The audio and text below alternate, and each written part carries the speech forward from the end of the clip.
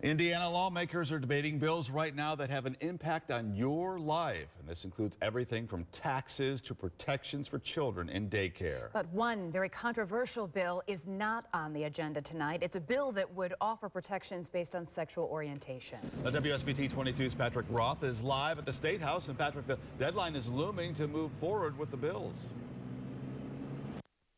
Yeah, Rick, they'll be discussing the bill tomorrow. Tomorrow is also the last day that they can add any amendments to the bill. And like you said, they have to pass a bill to the House no later than Wednesday. If they don't do that, the bill is dead. Now, as it's written right now, the bill would prohibit discrimination on the basis of sexual orientation, but it does not include gender identity.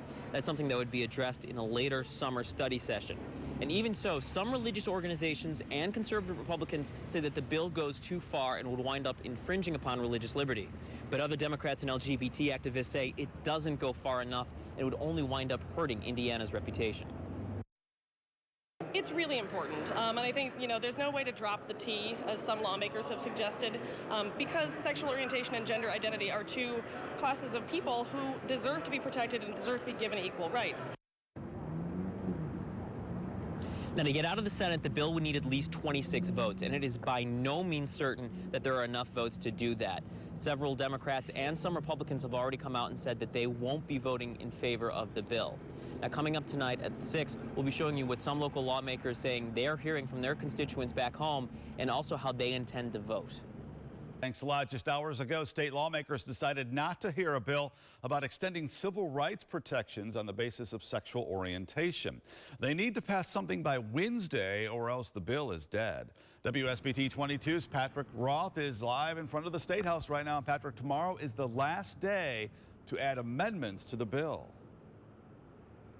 Yeah, Rick, and one lawmaker tells me they could be looking at adding upwards of 15 amendments. And like you mentioned, they need to take a vote to send something to the House no later than Wednesday.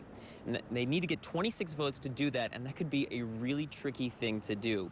Democrats are upset that the bill does not contain any language that would extend civil rights protections to members of the transgender community.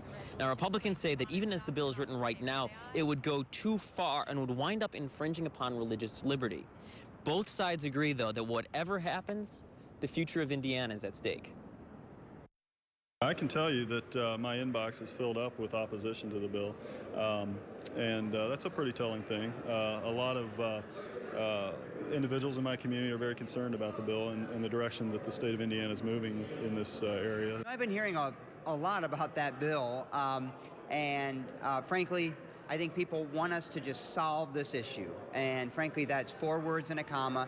Just add gay, lesbian, and transgender people to the Civil Rights Code, be done with this, move on as a state.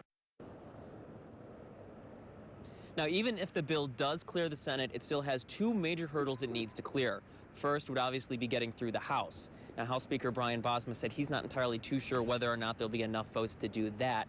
But even if that does happen, the second major hurdle will be getting signed by Governor Pence. He hasn't given any indication whether or not he would be willing to sign the bill into law or not yet. Now, we won't know if it'll be even going that far until Wednesday. Live in Indianapolis at the State House, Patrick Roth, WSBT 22 News.